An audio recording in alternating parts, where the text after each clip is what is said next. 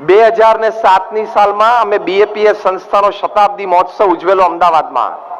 3 લાખ માણસની સભા બેઠેલીની વચ્ચે ઇંગ્લેન્ડનો એક યુવાન દીક્ષિત, જે નાનપણથી બીએપીએસ સંસ્થામાં ઉછરીને મોટો થયો છે, બાળ મંડળ કિશોર મંડળમાં, એને પ્રસ્તુત કરવામાં આવ્યો અને પ્રમુખ સ્વામી મહારાજે 3 લાખ લોકોની વચ્ચે એ યુવાનનું સન્માન કરેલું. એનું કારણ એ હતું કે દીક્ષિત છોકરો, એને નાનપણથી એવો સંકલ્પ હતો કે મારે ગ્રાફિક ડિઝાઇન અને ફોટોગ્રાફીનો કોર્સ કરવો છે. એની રસ રુચિની વાત હતી અને એની માટે યુરોપની નંબર 1 કોલેજ રેવન્સલેન્ડ યુનિવર્સિટીમાં એને એડમિશનની ઈચ્છા હતી અને એને એડમિશન મળી ગયું. મનગમતો કોર્સ, મનગમતી યુનિવર્સિટી. એડમિશન મળ્યું અને બીજા દિવસે એમના માતૃશ્રીને પેરાલિસિસનો સ્ટ્રોક આવ્યો. એમના માતૃશ્રી સિંગલ મોમ હતા, એટલે કે ડિવોર્સી હતા. ઘરમાં દીક્ષિત અને માતૃશ્રી બે જ રહે. એની મધર નાની મોટી જોબ કરીને એક પરિવારનું પોષણ કરે. હવે ત્યાં ઇંગ્લેન્ડમાં તો કોઈ પરિવારજન મળે નહીં અને સામાન્ય મધ્યમ વર્ગીય પરિવાર હોય એને નર્સ 24 કલાકના રાખવા એ પોસાય નહીં. દીક્ષિતે ઈમેલ મૂકી દીધો યુનિવર્સિટીમાં કે હું મારું એડમિશન જતું કરું છું, મારે ઘરમાં મારી જરૂરિયાત, મારી હાજરી હોવી જરૂરી છે, એટલે હું મારું એડમિશન ફોરગો કરું છું, તમે બીજા કોકને એડમિશન આપી શકો છો. 2 વાર કાઉન્સેલિંગ કર્યું યુનિવર્સિટી, પણ એને ના પાડી. એ ફિઝિયોથેરાપી શીખ્યો, કારણ કે ઇંગ્લેન્ડમાં કઈ સામાન્ય મધ્યમ વર્ગના પરિવાર પાસે આ બધું પોસાય નહીં. અને એના માતૃશ્રીની એને 2 વર્ષ સેવા કરી. પેરાલિસિસના સ્ટ્રોકમાં આમ સંપૂર્ણ almost like semi bed ridden જેવા હતા.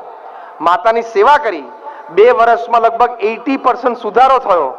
રેવન્સલેન્ડ યુનિવર્સિટીના સંચાલકોને ખબર પડી કે આ છોકરાએ એની માતૃશ્રીની સેવા માટે પોતાનો મનગમતો કોર્સ અને મનગમતી યુનિવર્સિટીમાં એડમિશન મળતું હતું એ છોડ્યું છે.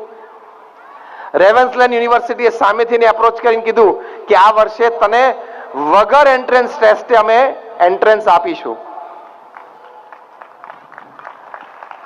પણ આને પરિવાર ઉત્સવ કહેવાય, પરિવારોત્સવ કહેવાય કે માતા પિતાની સેવાની આવી ભાવના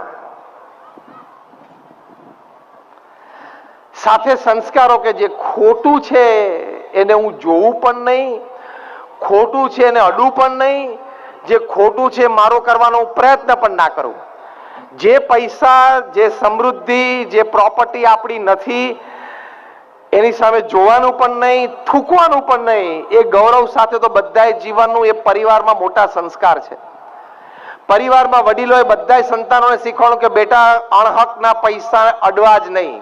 આ બહુ મોટા સંસ્કાર છે ગોવિંદ કાકા, બરોબર? બહુ જ મોટા સંસ્કાર છે કે જે પૈસા, જે સમૃદ્ધિ, જે પ્રોપર્ટી આપણી નથી એની સામે આપણે જોવાનું પણ નહીં. આ સંસ્કાર છે મોટા. તો તમે 70-80 વર્ષની ઉંમરે તમારી મૃત્યુશૈયા ઉપર ત્યારે ઉન્નત મસ્તક સાથે જીવી શકો કે yes I lead my life. It is an important ethic, isn't it? The money that does not belong to me, the property that does not belong to me, I won't even look at it. I don't even touch it. આ આપણા સંસ્કાર છે. આ આપણે સંસ્કાર આપણા સંતાનોને શીખવાડવાના.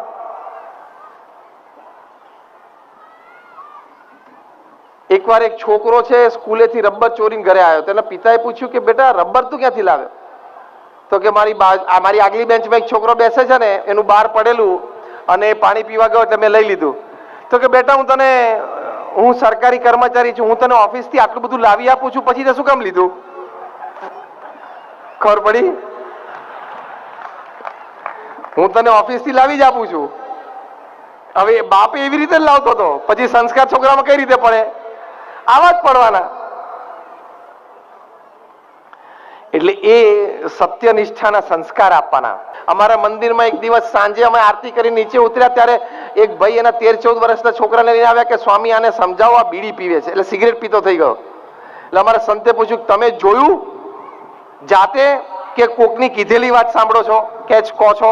કે ના સ્વામી રૂબરૂ જોયું. પૂછો એને. તો કે હા.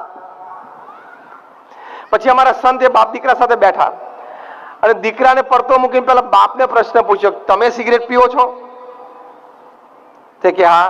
બીજો પ્રશ્ન પૂછ્યો ઓફિસમાં પીવો કે ઘરે? કે ઘરે કોઈ વખત પીવું છું ને. ત્રીજો પ્રશ્ન પૂછ્યો કે ઘરે તમે બેઠા હો ને સિગરેટનો ટાઈમ થઈ ગયો અને સિગરેટ પીવાનું મન થયું હોય ને એ વખતે ઘરમાં સિગરેટ ના હોય તો આ છોકરાને પાનના ગલે મોકલ્યો છે? તો કે હા. અમારા સન કે ચેપ્ટર પૂરું થઈ ગયું. તમને સિગરેટ પીતા જોયા, તમે એના પાનના ગલ્લે મોકલ્યો એટલે એ તરફ એના પગ વળ્યા. હવે ત્રીજો એક છેલ્લો કાર્યક્રમ બાકી હતો જાતે કરી લીધો, બીજું શું?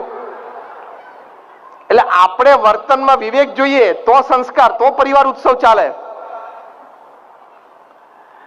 પરિવાર ઉત્સવમાં સંસ્કાર અગત્યની વાત છે અને એ સંસ્કાર પ્રાપ્ત થયા હોય એ જુદા તેજસ્વી હોય.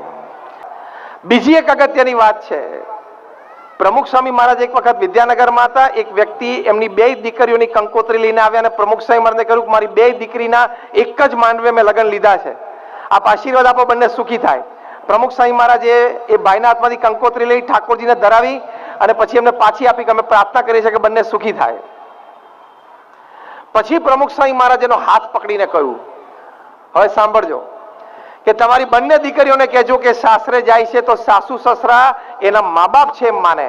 પ્રમુખ સ્વામી મહારાજ જાહેરમાં કહેતા કે સાસુ સસરા માનવાનું કે વહુ મારા ઘરમાં આવી છે, મારી દીકરી છે. એ ભાવના રાખવાની, અભિગમ રાખવાનો અને વર્તનમાં વાણીમાં એ પ્રતિબિંબિત થવો જોઈએ.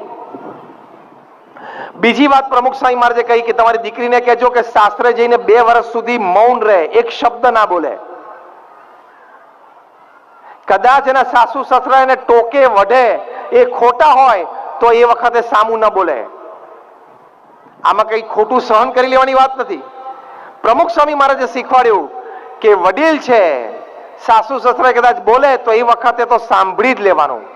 એ ખોટા હોય અને આપણે સાચા હોઈએ તો પણ સાંભળી લેવાનું અને 2 દિવસ પછી શાંતિથી બેસાડીને વાત કરવાની કે પપ્પા તમે વાત કરતા હતા પણ વાત આમ હતી, મમ્મી તમે વાત કરતા હતા પણ વાત આમ હતી.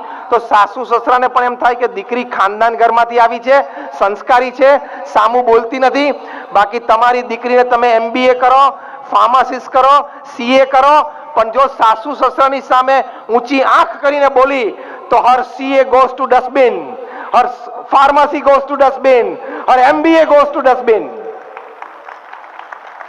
કારણ કે ગમે તેટલા ભણ્યા પણ વડીલોની મર્યાદા રાખતા તો આવડતું નથી. વડીલોની મર્યાદા રાખવી એ શું કહેવાય એ તો તમે સંસ્કાર આપ્યા નથી. પ્રમુખ સ્વામી મહારાજે કહ્યું કે તમારી દીકરીને કહેજો કે સાસુ સસરા સામે ઊંચા સાથે બોલાય જ નહીં. એ બોલે ટોકે તો સાંભળી લેવાનું અને 2 દિવસ પછી શાંતિથી સ્પષ્ટતા કરવાની. આને સંસ્કાર કહેવાય. આપણે ખોટું સહન કરી લેવું એ વાત નથી કરતા, પણ એ સમય તો સાચવવો જ પડે. તો જ પારિવારિક મૂલ્યો સચવાય, તો જ પરિવારોત્સવ ઉજવાય, તો જ સમાજની મર્યાદાઓ સચવાય અને તો જ સમાજ સુરક્ષિત રહે. નાની પેઢીએ મોટી પેઢીની મર્યાદા રાખવી જ પડે, બોલાય જ નહીં. એ આપણા સંસ્કાર છે. એ સંસ્કાર આપો એટલે શું ઉજવ્યું કહેવાય? પરિવારોત્સવ.